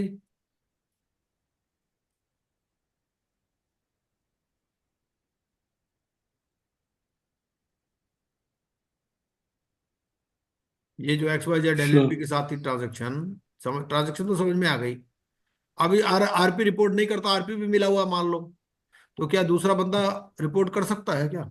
हाँ जी, एनसीएलटी को रिपोर्ट करेगा ये। क्योंकि क्या है, यहां पर पता क्या दे रखा है 50 में, एक्सटॉर्शनेट क्रेडिट ट्रांजैक्शन अगर हम ले लेते हैं, तो अब बोलता है corporate debtor has been a party, ठीक है। तो लिक्विडेटर और the RP as the case में B may make an application for avoidance, और अगर वो नहीं करता तो फिर आप इसको 49 में भी ले जा सकते हो, ट्रांजैक्शन डिफ्रॉडिंग द क्रेडिटर्स। भाई क्रेडिटर पे आप फ्रॉड दे रहे हो ना एक किस्म से। पर इसमें तो क्रेडिटर और डेटर भी सीडी और क्रेडिटर ही फाइल कर सकते हैं, रिपोर्ट कर सकते हैं। हैं? 47 में, अच्छा 47, किसमें? 47। नहीं 49 में कह रहा हूँ, ट्रांजैक्शन अच्छा, डिफ्रॉडिंग द क्रेडिटर्स।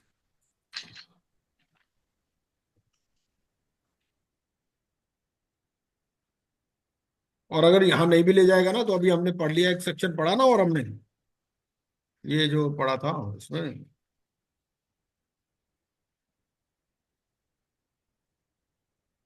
60 में, सेक्शन 60 सब सेक्शन 5 में ले जाएगा वो एप्लीकेशन को। एनी एप्लीकेशन और प्रोसीडिंग बाय और अगेंस्ट द कॉर्पोरेट डेटर और कॉर्पोरेट पर्सन, यहां ले जाएगा, सेक्शन 60 सब सेक्शन 5 में ले जाते हैं। अगर कहीं सेक्शन ना मिले ना, तो यहां पर ले जाते हैं। सर एक क्वेश्चन था। हाँ जी, हाँ जी। सर वो पुराना वाला एग्जांपल जो सॉफ्टवेयर का था, एक मिनट उसमें हाँ वापस। हाँ सर जो ये डीबीसी परचेज सॉफ्टवेयर, हाँ, ठीक है। तो software would be classified as a fixed asset, can not be, ये तो इंटेंजिबल एसेट है। भाई देखिए, चाहे इंटेंजिबल एसेट, गुड्स या सर्विसेज में तो कवर हो ही जाएगा ना वो। सर ऑपरेशनल ऑपरेशनल चीज तो नहीं है ना ये तो। नहीं नहीं नहीं नहीं नहीं, अरे भाई आपने मशीनरी खरीदी है एक से, ठीक है। आपने मान लो मशीनरी खरीदी हो, तो कि वो क्या है, वो कहाँ पर आप, अगर उस मशीनरी वाले को पैसे नहीं दिए आपने, ठीक है। आप भाई, आप you are DBC limited, you have purchased machinery, you did not pay them, now the company is into CIRP, तो वो मशीनरी सप्लायर को कहाँ पर फॉर्म, कौन सा फॉर्म फाइल करेगा? ऑपरेशनल क्रेडिटर वाले तो करेगा। कोई एसेट और सर्विसेज के लिए अलग से फॉर्म नहीं होता। वो तो क्या कहता है, गुड्स या सर्विसेज, गुड्स में दोनों चीजें आ जाएंगी आपकी। ठीक है सर। है ना जी, ऐसा नहीं है कि एसेट्स के लिए कोई अलग है, उसके लिए कुछ अलग है, ऐसा नहीं है।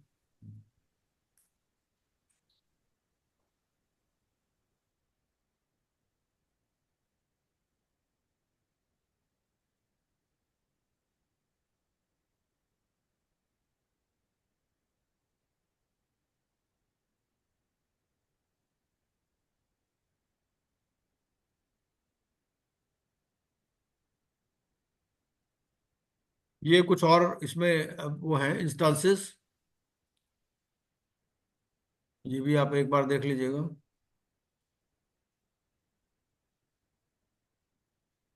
66 में ये है कि 66 में कोई लुक बैक पीरियड नहीं है।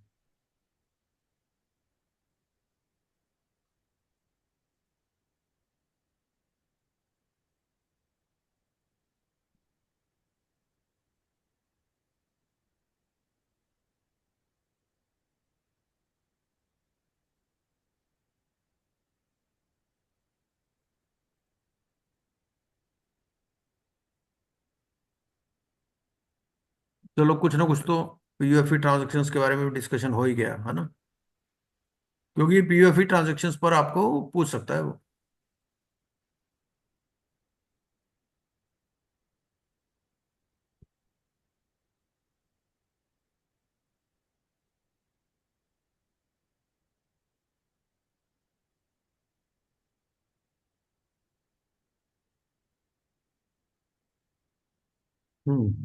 ये देखते हैं एक बार, और 5 मिनट लगेंगे, ज्यादा नहीं लगेंगे इसमें। ये कहूँगा बंद करता हूँ।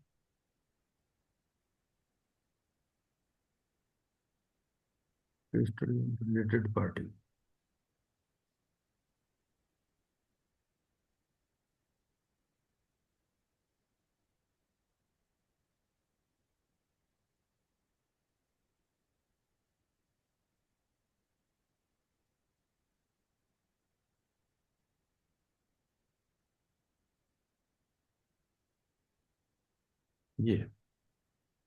ये नजर आ रही होगी आपको स्क्रीन में, ये ना।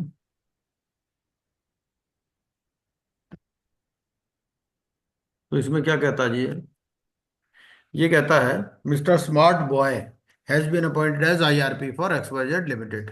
ठीक है। XYZ is into the business of manufacturing POU soles, which has a ready market in India. For importing technology employed in the process, XYZ Limited has entered into a technology transfer agreement with JKL Inc., which holds 3% share capital of XYZ Limited. Fees for technical services has been fixed at 50 lakhs per annum in terms of a transfer of technology agreement entered into 1/4/2018, which was duly registered with the information utility. इनका कोई technology transfer का agreement है। ठीक है। और जेके limited जेके link के साथ है, और इसके पास 3% शेयर है XYZ लिमिटेड के। ठीक है। तो पहली बात तो ये बता दीजिए कि ये जो जेके इनकॉर्पोरेटेड है और XYZ लिमिटेड, क्या ये रिलेटेड पार्टी है या नहीं है?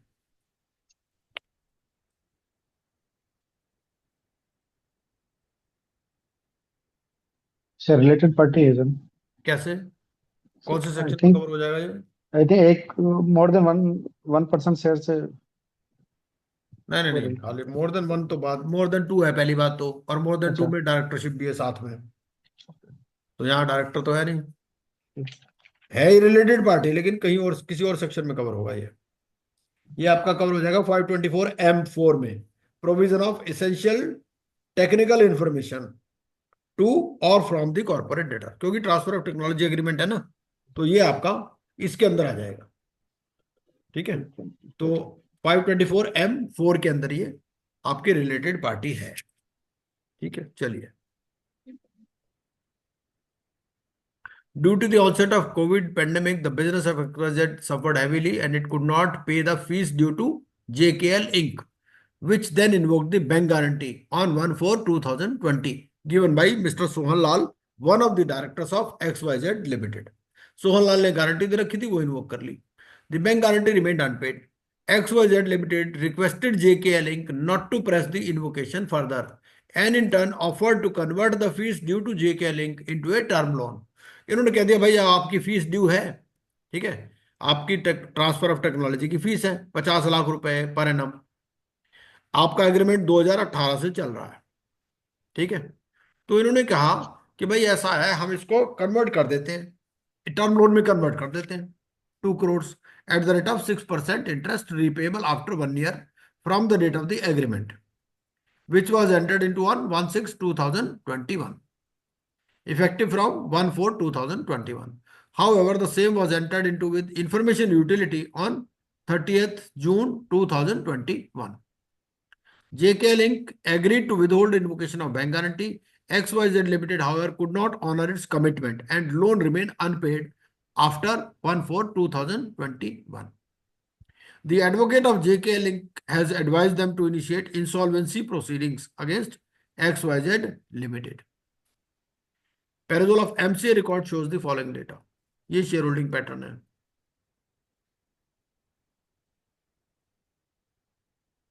MNO Limited had given a loan of 20 crore, which remained unpaid after becoming due on 1/4/2022. However, this debt was not registered with any information utility. MNO filed a petition under Section 7, which was duly admitted by the AA on 30th of June.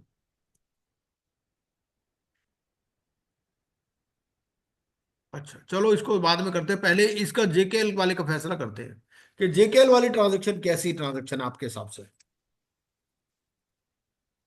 भाई JKL को fees कुछ due थी. अब fees के बजाय इन्होंने क्या कह दिया, इसको कह दिया भाई आप टर्म लोन ले लो हमारे पास हमारे से. तो क्या ये किसी ट्रांजैक्शन से हिट होगी या नहीं होगी, क्या होगा ये, या ठीक है. भाई दे वर unable to pay the technology transfer fees. तो टेक्नोलॉजी ट्रांसफर फीस की बजाय उन्होंने कह दिया कि भाई we offer you unsecured loan, जो भी है, अनसिक्योर्ड है सिक्योर्ड है पता नहीं क्या है, टर्म लोन दे दिया, लिखा नहीं कि सिक्योर्ड है अनसिक्योर्ड है. सर ये ऑपरेशनल क्रेडिटर से फाइनेंशियल क्रेडिटर हो गया सर. हाँ बिल्कुल सही है, ये ऑपरेशनल क्रेडिटर से फाइनेंशियल क्रेडिटर हो अच्छा. गया. ठीक है, और रिलेटेड पार्टी है. तो आपका 2 इयर्स का, तो 2 इयर्स में है ये ट्रांजैक्शन. 21 में ही कन्वर्ट किया ना आपको. हाँ 21 में किया. और आपकी ये शुरू हुई कब हुई है? जी सर. एडजुडिकेटिंग अथॉरिटी का ऑर्डर पास हुआ 30 जून 30 जून को. 30 जून बस. हाँ. तो क्योंकि रिलेटेड पार्टी है तो 2 साल का पीरियड रहेगा इसके जी लिए. Sir.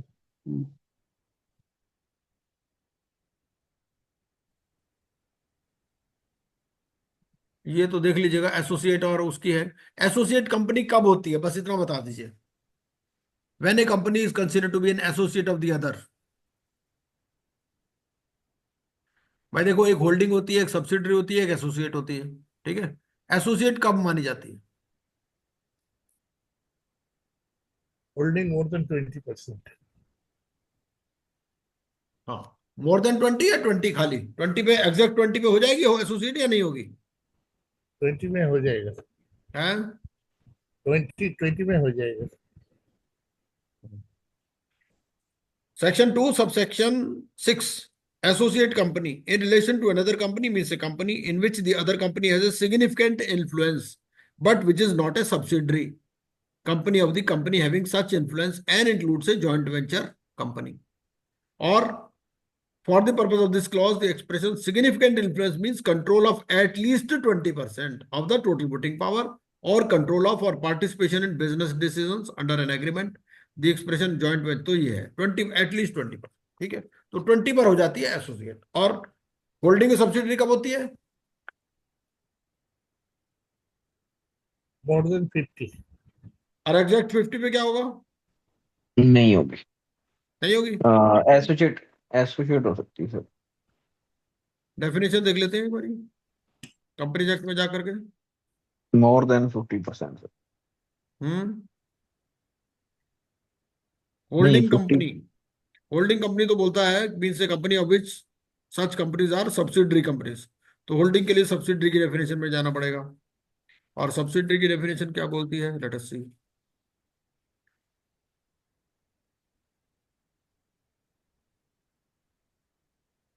Subsidiary company means a company in which the holding company controls the composition, exercises or controls more than one half of the total voting power, either at its own or together with one or more of its subsidiary company. तो more than one half लिखा है. तो मतलब more than 50%. बिल्कुल सही. उसमें at least लिखा है 20%, यहाँ लिखा more than one half. तो उस हिसाब से ये वाला तो हो जाएगा, इसमें कोई दिक्कत वाली बात नहीं है.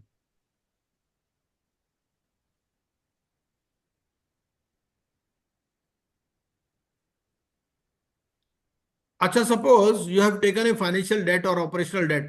So whether it is mandatory to get it registered with information utility. आपको information utility को बताना है क्या? या ऑप्शनल है? मैंडेटरी तो नहीं है सर। अगर वो मानो फाइनेंशियल क्रेडिटर के पास लोन एग्रीमेंट है तो वो सफिशिएंट रहेगा, या उस कुछ बुक्स है तो। आप ना सेक्शन 215 पढ़ो एक बारी। 215 ओके। सेक्शन 215 क्या बोलता है? A financial creditor shall submit financial information and information relating to assets in relation to which any security interest has been created in such form and manner as may be specified by regulations. मतलब ये कि अगर कोई financial creditor ने कोई भी security interest create किया है, ठीक है, तो उसको बताना पड़ेगा इंफॉर्मेशन यूटिलिटी को। और ऑपरेशनल क्रेडिटर के लिए it may submit financial information लिखा, लेकिन financial creditor shall submit financial information and information relating to assets in relation to which any security interest has been created.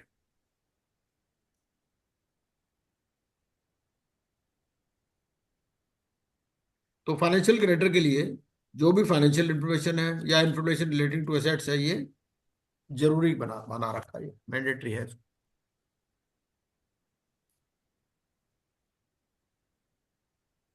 अच्छा, एक रिलेटेड पार्टी क्या section 7, 9, 10 वाली application file कर सकती है या नहीं कर सकती? रिलेटेड पार्टी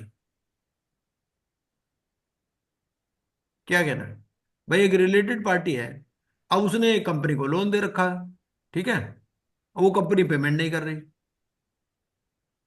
डायरेक्टर ही मान लो, डायरेक्टर ने कंपनी को लोन दे रखा है, कंपनी पेमेंट नहीं कर रही, तो क्या डायरेक्टर सेक्शन 7 में एप्लीकेशन फाइल कर सकता है या नहीं कर सकता? नहीं सर, क्यों? बिफोर कमेंसमेंट ऑफ डेट ना वो कन्वर्ट हो जाएगा उसकी शेयर कैपिटल में। हाँ जी, उसमें कर वो सकता है शेयर सर। बिल्कुल कर सकता है, क्यों नहीं कर सकता? इनमें तो नहीं है सर। वो कोई बार नहीं है। Related party can file an application under section 7 or 9. However, such a related party cannot vote as a member of COC में नहीं आएगा, बस वो सीधी सी बात है। तो 7 में भी सर, हैं? सेक्शन 7 में भी फाइल कर सकते हैं। बिल्कुल कर सकता है, कोई बार थोड़ी है भाई। उसने लोन दिया है, कोई गुनाह थोड़ी कर दिया कंपनी को लोन दे करके। अब कंपनी पेमेंट नहीं कर रही उसकी, तो बिल्कुल फाइल कर सकता है। वो ये देखना पड़ेगा कि मिले हुए तो नहीं है आपस में, बस ये सिर्फ वैसे जस्ट, अगर ये मेलिशियस इंटेंशन से तो नहीं है, वो फिर वो पेनल्टी वाला प्रोविजन लग जाएगा अगर मेलिशियस इंटेंशन से होगा तो। अदरवाइज अगर जेन्युइन डेट है तो बिल्कुल कर सकता है, क्यों नहीं कर सकता? सिर्फ सीओसी में नहीं आएगा वो।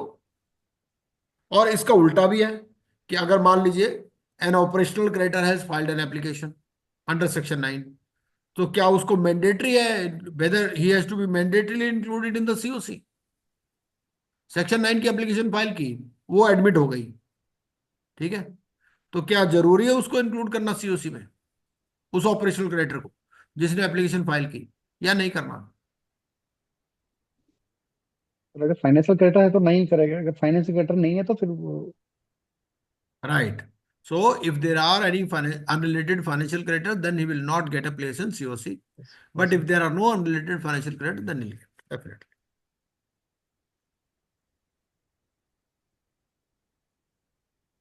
Acha, in case of home buyers, suppose there is a builder buyer agreement and there is no stipulation as to interest. So how much interest can the RP take in such a scenario?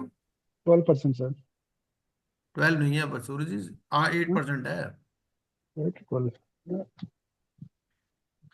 8% है, 8%। 12% कहाँ है?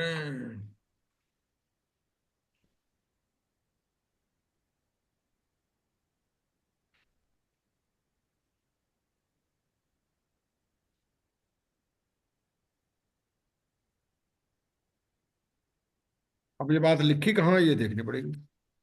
Regulations में लिखा होगा ये बात, section में तो है नहीं।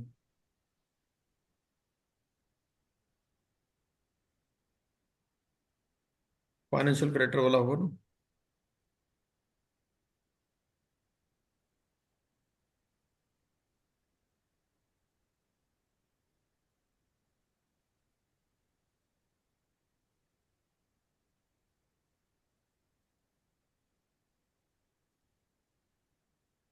ये आपको मिल जाएगा 16A, regulation 16A, sub regulation 7। The voting share of a creditor in a class shall be in proportion to the financial debt, which includes an interest at the rate of 8% per annum, unless a different rate has been agreed to between the parties.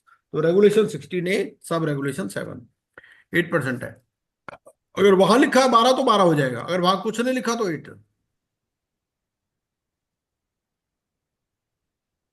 तो you can see this calculation, ये भी आप देख लीजिएगा, ये भी मैं आपके साथ शेयर कर दूं.